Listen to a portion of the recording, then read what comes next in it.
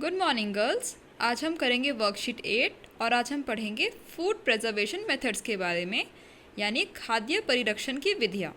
Last class में हमने पढ़ा कि कैसे हमारा खाद्य जब खराब हो जाता है, विषाक्त हो जाता है, और अगर हम उस खाद्य को खाते हैं, उस भोजन को खाते हैं, तो उससे हमें फूड पॉइजनिंग हो सकती है। फूड पॉइजनिंग से हमारी तबीयत खराब हो जाती है, तो हमें ऐसा खाना जो कि खराब हो चुका है वो नहीं खाना चाहिए। अब हमारा खाना खराब क्यों हो जाता है? क्योंकि उसमें माइक्रो ऑर्गेनिज्म यानी सूक्ष्म जीव का अटैक होता है, तो वो हमारे खाने को खाने लायक नहीं छोड़ता और हमें ऐसे खाने को बिल्कुल भी नहीं खाना चाहिए।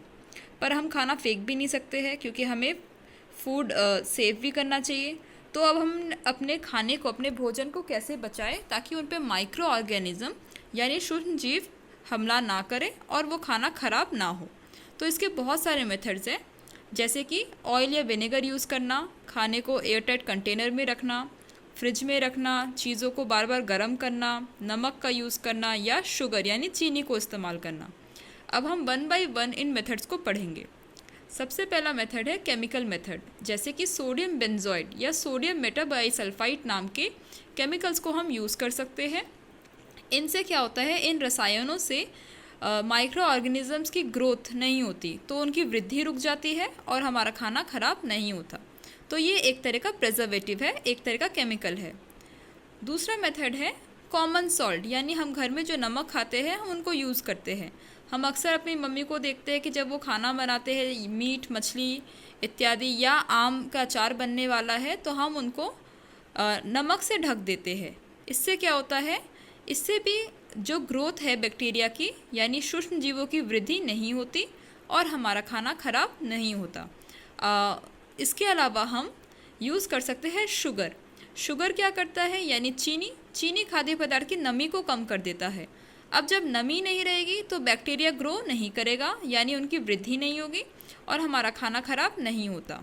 तो जैसे कि जेली, स्क्वैश, जैम इत्यादि, इन सब चीज़ों में हम शुगर को यूज़ यानी चीनी को यूज़ करते हैं और उससे हम अपने खाने को बचाते हैं। इनके अलावा हम यूज़ कर सकते हैं ऑयल या विनेगर यानी तेल या सिरका। इनसे हम परिरक्षण कैसे करें? हाँ, अगर आपने अपने घर में अचार की बोतलें खोली होंगी तो हम उस पर देखते हैं कि उसमें ऑयल या फिर सिरका ज़रूर होता है। ऑयल या सिरका जो कि एक एसिड है, ऐसे वातावरण में माइक्रो ऑर्गेनिजम्स ग्रो नहीं कर पाते और हमारा खाना खराब नहीं होता। अगर आपने अभी तक नहीं देखा तो आप आज अपने घर में अचार की बॉटल्स को चेक करेंगे और देखेंगे कि उसमें या तो तेल है, ऑयल है, या तो सिरका है। इनके अलावा हम हीट एंड कोल्ड ट्रीटमेंट यानी ठंडा या गर्म करके भी अपने खाने को बचा सकते हैं। ये तो हमारा बहुत कॉमन तरीका है खाने को बचाने का। आप अक्सर देखते हैं कि आपके घरों में जब दूध बच जाता है तो हम उस दूध को उबाल के रखते हैं और हम बचे हुए खाने को भी रेफ्रिजरेटर यानी फ्रिज में रख देते हैं। तो इससे क्या होता है, जो टेम्परेचर है वो काफ़ी चेंज है। अगर हम बॉयल करते हैं तो टेम्परेचर बहुत ज़्यादा है और अगर हम रेफ्रिजरेटर में रखते हैं तो टेम्परेचर बहुत कम है। तो ऐसे वातावरण में, ऐसे टेम्परेचर में माइक्रो ऑर्गेनिजम्स की ग्रोथ नहीं होती और हमारा खाना, हमारा भोजन खराब नहीं होता। तो हमने दूध उबालकर या फिर चीज़ों को फ्रिज में रखकर उनको बचा सकते हैं। एक और मेथड है पेस्चराइजेशन, जो कि फैक्ट्रीज़ में की जाती है। तो इसमें हम दूध को उबालते हैं 15 से 30 सेकंड के लिए 70 डिग्री सेंटीग्रेड, जो कि काफ़ी हाई टेम्परेचर है।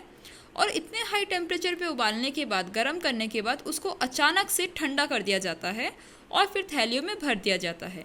इस प्रोसेस को हम कहते हैं पेस्चराइजेशन या पाश्चुरीकरण।